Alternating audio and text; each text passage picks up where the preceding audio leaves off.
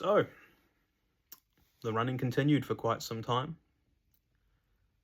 City Fitness, if you know it, solid, good gym. Like everyone on YouTube says, I'm not being paid to say this. It was a treadmill, but it was a gym close to my flat. Of course, still flatting. Still living, still working. During the week, I had dialysis on Tuesday, as I say,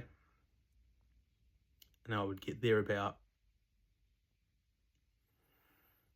4 o'clock, maybe 3:30. I remember trying to get there as quick as I could, because the sooner I got there, got on the machine, the sooner I got out. Now, it was a late one on Tuesday.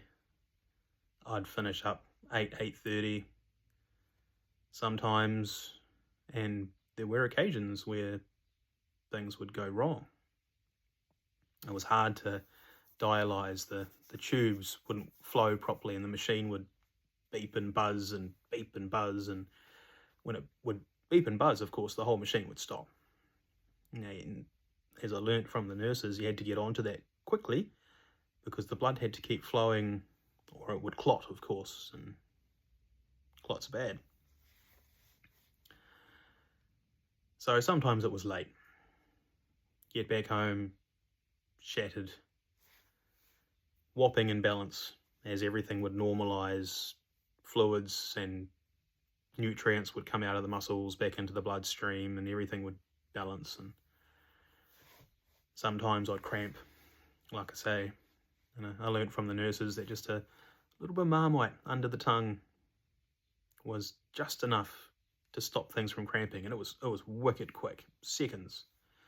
And I mean a little bit of Marmite, the tip of a teaspoon. It was a good life hack. They were wisdom and knowledge-filled nurses, being renal nurses, of course. My boss at the time, old Russ, he'd let me finish early on Thursdays.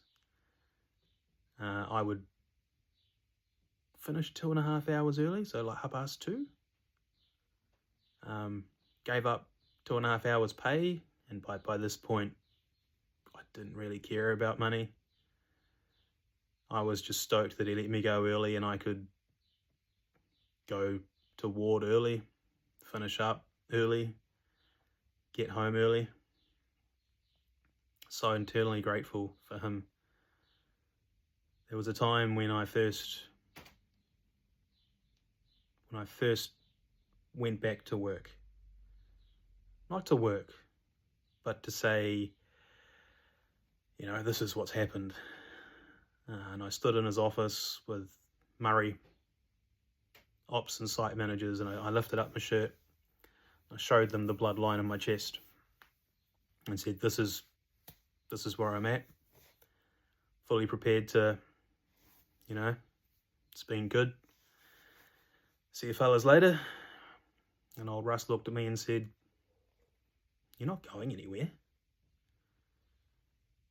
And he gave me different things to do at work. I'd already screwed up a few times, and old Nige had put me in the office to learn the mistakes I'd made, the flow-on effect, the repercussions of if you make a mistake in supply chain and send a truck away without the store's freight, truck has to come back.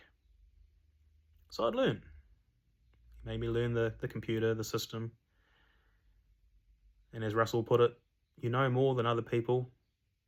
Yes, they'll try and cut you down a bit. Good old tall poppy syndrome. But this way I kept my job. And I kept the normal. The alternative, which I was so convinced was going to happen, was the sickness benefit.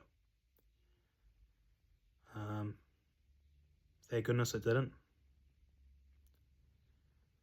Going to work and having everyone think I was hungover each day because I looked hungover.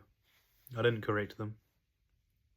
The people that knew. The people that knew my story kept it to themselves. I respected the hell out of them for it. And of course, everything was still funny to me, so everyone thought I was hungover, and the odd person would go and tell one of the team leaders, Neil was in the office and he's still drunk from the night before.